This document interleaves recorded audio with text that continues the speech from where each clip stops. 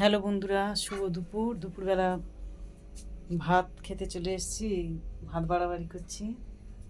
এখানে ভাত বাড়া হয়ে গেছে, একদম গরম গরম ধোঁয়া ওঠা ভাত নিয়ে নিয়েছি।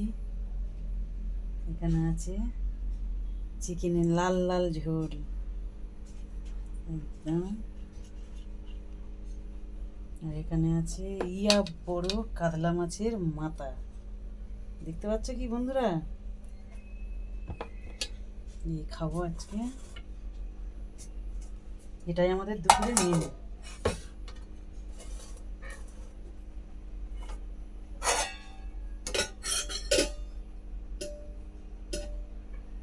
তো চলো, আমি এখন খাওয়া আরম্ভ করছি না, বাড়াবুড়ি রেডি হয়ে গেছে। আমি এখন বসে পড়ি, চলো।